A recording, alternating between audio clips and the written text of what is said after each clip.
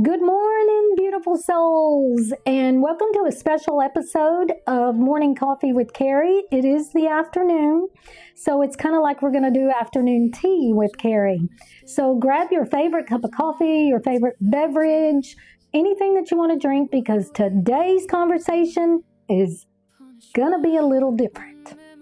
So if you've been following my YouTube channel, TikTok, social media for a while, you may be thinking, no, Kari, haven't you already told your scammer story? Well, yes, I have.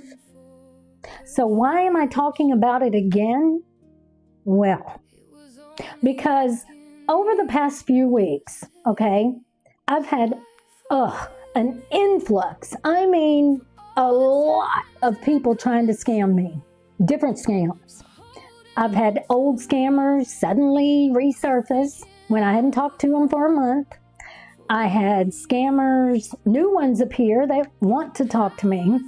And honestly, at this point, I really think they have a group chat somewhere or something like that, that says, ooh, let's see if we can scam Dr. Kari B. Meridian because she's been scammed before and she's easy. Well, unfortunately for them, they picked on the wrong woman. Because after what I've been through, I don't just see red flags anymore. I practically see freaking fireworks, okay? So today, I want to share what I've learned. Not because I'm afraid of online dating. Nope, not afraid. But because I believe we can all date a little smarter and wiser. And before we begin, I really need to tell you this, something that's really important. There are real, kind, wonderful people on dating apps. There are people genuinely looking for love, like myself. I'm genuinely looking for that. There are people who are honest, sincere, and hoping to find their person, like me. My goal today isn't to scare you away from online dating. My goal is to help you recognize the difference between people who genuinely are interested in getting to know you and someone who may not be who they claim to be. Okay? So,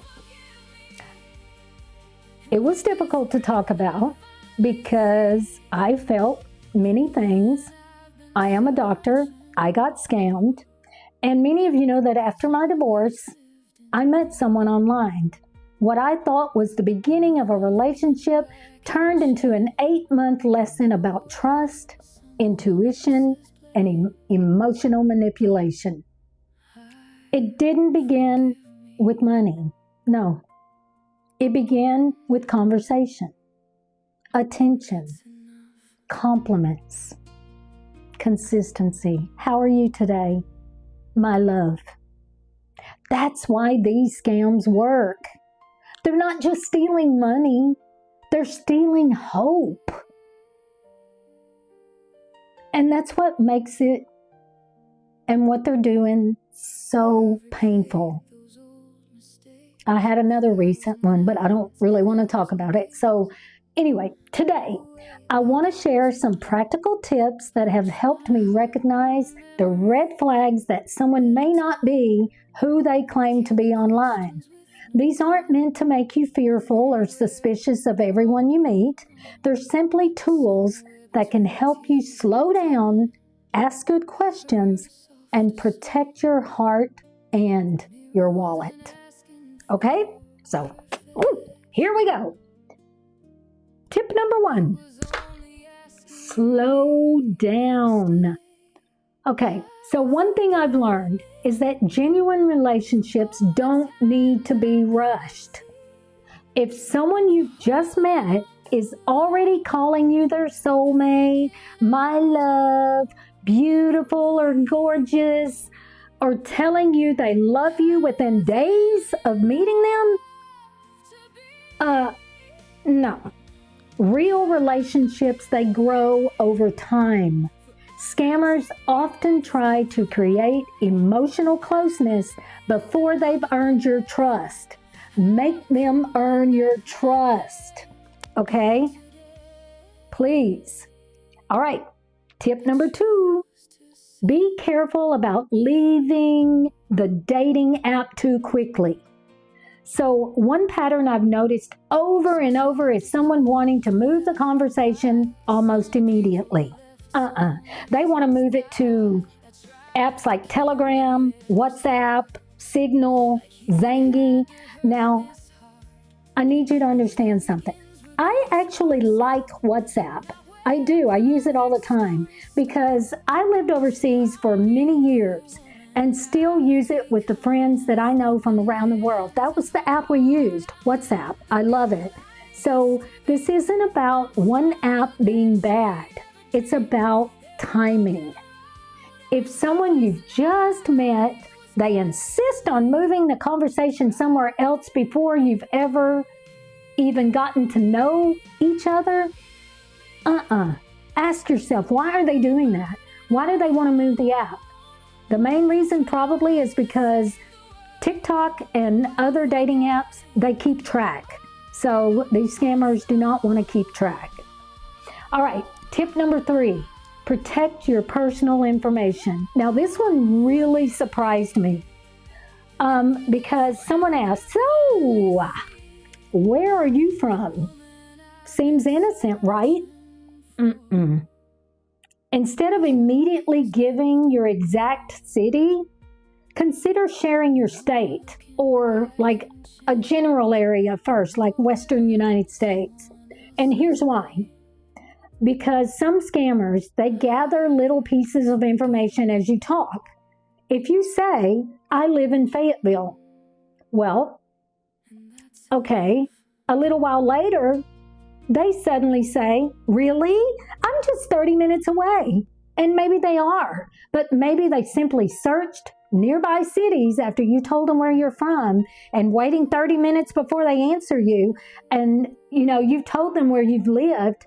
So they look it up, they learn things, and they get you that way.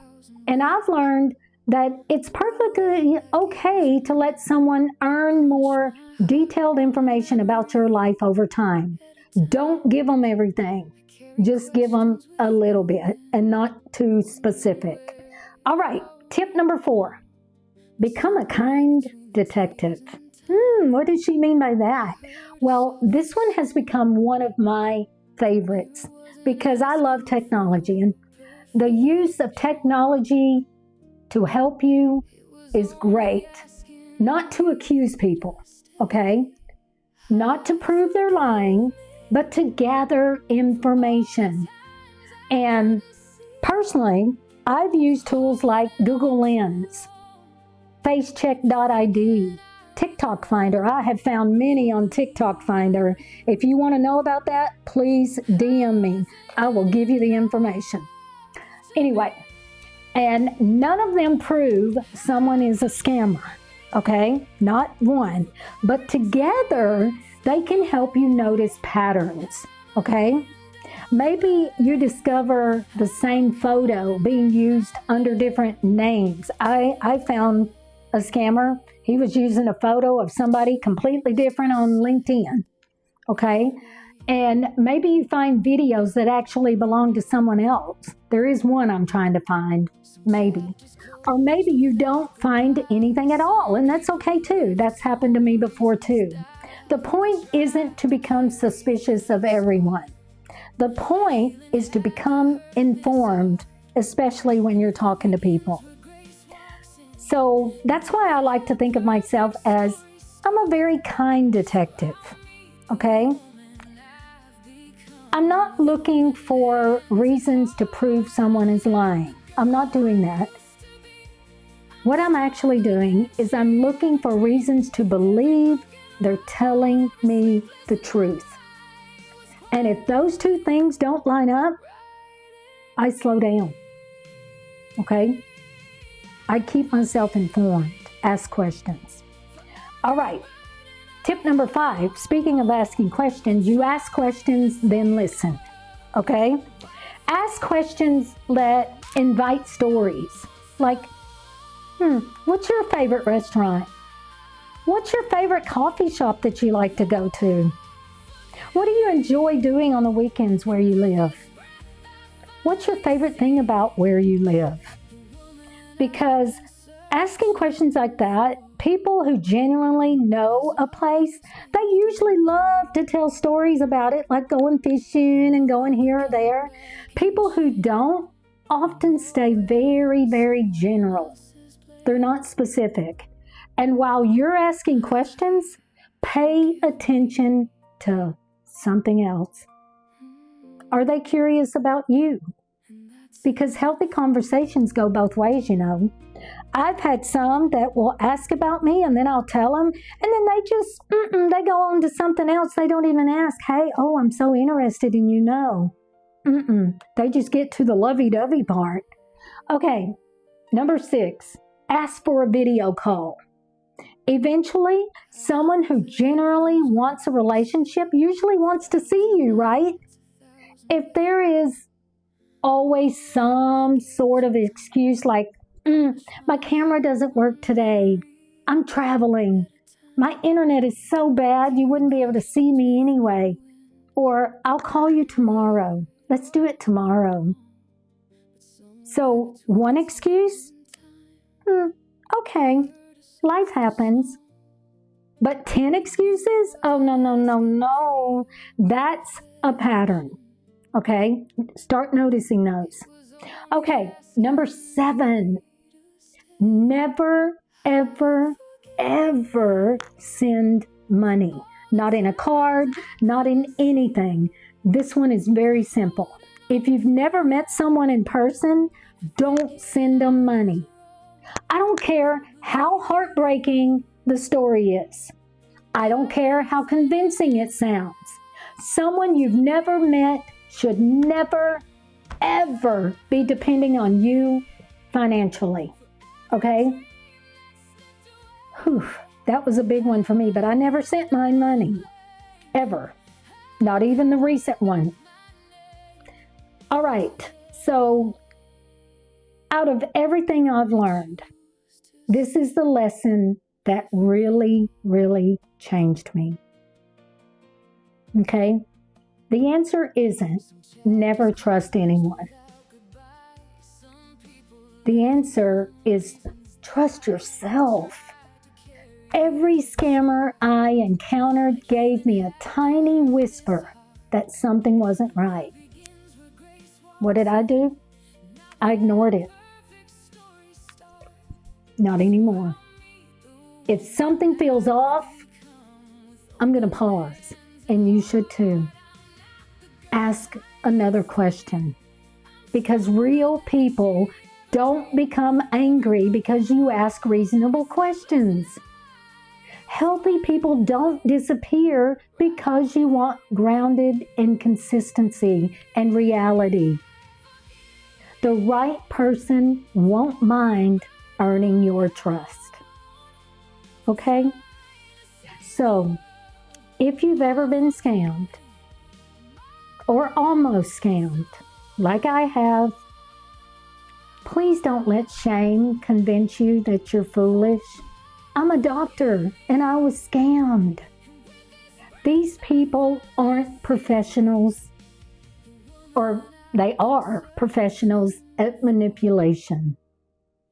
Being deceived doesn't mean you're weak. I'm strong. I am stronger because of it, and you are too. It means that you are human. But here's the good news. There is good news.